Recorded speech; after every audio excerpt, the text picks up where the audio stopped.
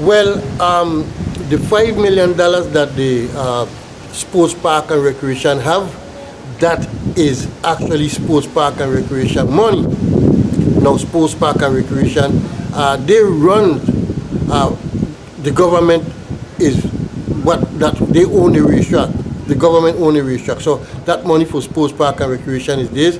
And from what I heard, they took some of that money to get the plans for the racetrack. They get the sand for the surface and to do some of the different things that need to be done by the Southland Gaming is not going to use none of that money. They're putting up their own $25 million for their project.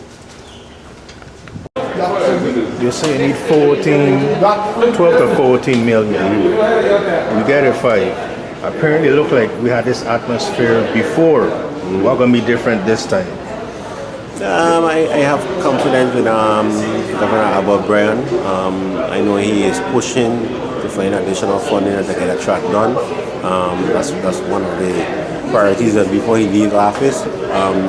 And I think the senators as well are on board with trying to find additional funding to get it done. So I think we have the right people in place to get it done. Sometimes the bureaucracy of government, and that's part of one of my reasons for wanting to even be involved. The bureaucracy of government, sometimes we ourselves slow ourselves up. The processes you got to the back and forth between OMB, finance, the department, property and procurement, all these things take some time. So we can delete some of that. I don't know. I'm not in the workings. Sometimes it's the fact that you can make an appropriation from the legislature, but the money is not actually sitting in the bank because, again, you're working out of one ledger between federal funds and local funds, and you can make the measure in the legislature, but you have to wait until there's monies actually in the bank to give towards whatever the project is.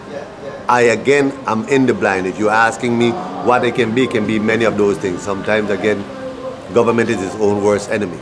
We have safeguards in place because they're needed, but some of these safeguards allow too much procrastination in the time span in which things are done. And I haven't been ahead of a department. I've seen where we've lost good pricing, we've lost certain contracts that work to be done. Sir, how you doing? Certain work to be done because the contractor could not wait to be paid by government or to get mobilization money. So we have to evaluate those things, but not being in the inner workings, my response to you is just speculative. Okay, I'm telling you some of what the hold up can be. What I know is that it doesn't have to be like this, and that is why I'm running for Lieutenant Governor with Mr. Donnerstock as governor. Okay, that we can have a more efficient government. That in itself will save a whole lot of issues because we are too stagnant from the time we receive money to the time we spend the money in moving the project forward, and we can do a lot better than that. The first thing, we talk how much million is it? 5 million? The first thing you have to know, in other words, what's the stipulation with the $5 million? Why am I putting up $5 million for the racetrack? So if there's no clear set goals as to what we're going to do, that's the first thing I need to find out, because you just don't give a blanket check $5 million to do something. So that's the first thing I do. We have to know exactly what we're going to do with that initial $5 million.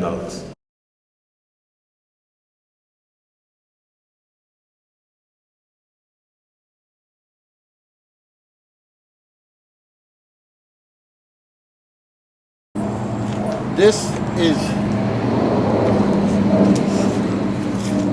is the future of horse racing. She's a native bred horse. Her father's name was Canon Will out of St. Thomas. I can't remember her mother's name. But of course, her name is Midnight Negligee. She was owned by Bart Bryan. And why I said this is the future of horse racing, she is in colt right now. She's getting a colt and for a horse named Turquito. That's Mega Spencer Hendricks, I think is his name. But this is the future of horse racing right here. She's about to drop maybe this month. Today is the 12th of March. Maybe by the middle of this month or the end of this month, she will be dropping a thoroughbred racehorse, a native thoroughbred.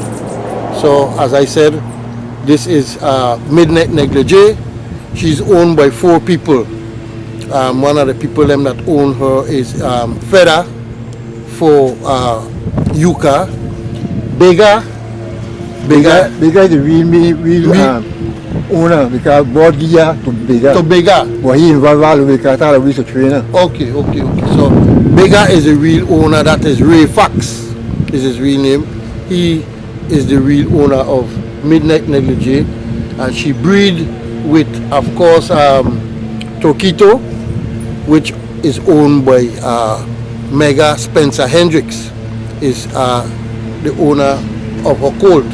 So she's in colt right now, as you can see how big she is and everything, and she'll be getting a colt sometime this month, 2026. The mare that we just filmed out in La Grange, that is getting a colt. Yeah. What month? This is the month she's gonna supposed This to. month she's supposed to drop. Yeah. And well, what Mr. Richardson wants to know is, suppose the colt drop and a year or 2 gone and the horse track is not thing yet, hoping it's what, a mare. I'm hoping it's a mare. Hoping it's a mare. Hoping it's a mare. So that if anything go wrong, you can breed a mare. Yeah. Okay, do you have, well, it's far ahead, but you have any idea of a stallion in mind who you would like to breed with if everything go right? No. Okay, I don't wait for that. you're going to wait for Yeah. that. Do you have any idea if this colt come, if you're going to breed Midnight Negligee again, who you're going to breed it to? No. I really don't set plan like that. Like that. Because it's funny, you know, them has drop down dead when yeah. you setting plan and things. So I like to wait until them couple days after she drop a colt. Okay. If anything, like that colt is going to be the future of horse racing and St. Christ, are you going to run the colt if it's a stallion or if it's a mare? Any one of them I plan to run. Yeah. Okay. But more how I thinking is that how these man dealing with our track. Me saying our racing site in a year itself. So once my colt make 3 years, I ain't gonna breed. Yeah, me ain't wasting no time. Cause that's an old house now. Yeah. You know, me got to start training from a year and 6 months, hand walk, and then into the thing for another half a year to be ready for a 2-year-old race. I mean, saying none of that in our side, them are mashing win. So. Yes, I telling you. Alicia Barnes. And what are your thoughts on the agreement? I think it's a very good agreement. I mean, I don't think it's a perfect agreement, but it definitely allows us to bring horse racing back to St. Croix, which is long overdue, and I don't think we should let the perfect be the enemy of the good. The horrible agreement. It's poorly structured. It's not in the best interest of the government of the Virgin Islands. There's a lot of leeway for the franchisee, which is out and given to be able to opt out of the promoter agreement up to 5 years.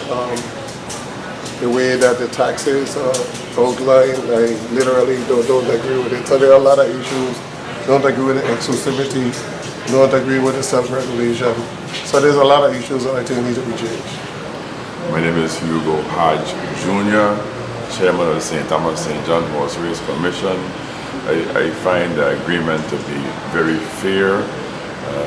We have a horse race industry for the territory, not one track. We have 2 tracks that comprise a significant portion of the horse race industry. There's a lot of misleading information that's being stated in there. It's kind of frustrating me to even sit down in there and listen to some of it. But the bottom line is we're talking about extending a contract 8 years to allow for them to invest in building a track on St. Croix. That's the bottom line of it. Bottom line is they already have agreements till 2041. This is going to extend it to 2049 and allow for them to put the money into St. Croix and build a facility, a world-class facility. Learn from the mistakes of trials and errors or experience from building one in St. Thomas and build an even better one in St. Croix. To me, that's what it's about, and I don't understand what the rest of the people like what are going on in it. Hi, how are you? My name is Bernicia Library. I work at the Bureau of Economic Research, and yes, I am for the agreement. I do want to see a horse track built on St. Croix. Revitalization of economic activity and recreation is necessary. And the agreement in itself, I just feel that if you come into St. Croix, I don't feel we should be giving them kind of tax break to Saltland Gaming at this point when the money is especially in St. Croix. We don't have an economy that's rolling like St. Thomas where we have a lot of lifts. We got one plane coming in a day. So most of those monies are our local monies. So at this point, again, I feel the exclusivity that they're acting for in St. Thomas, they're going to discourage even the hotels in St. Thomas to think about putting in machines. So the actual, at this point for me, I'll be voting it down, hoping that my colleagues follow suit and allow Southern Gaming to go ahead and make some changes. If they don't want to make changes, then I guess we could continue living the way we're living at this point.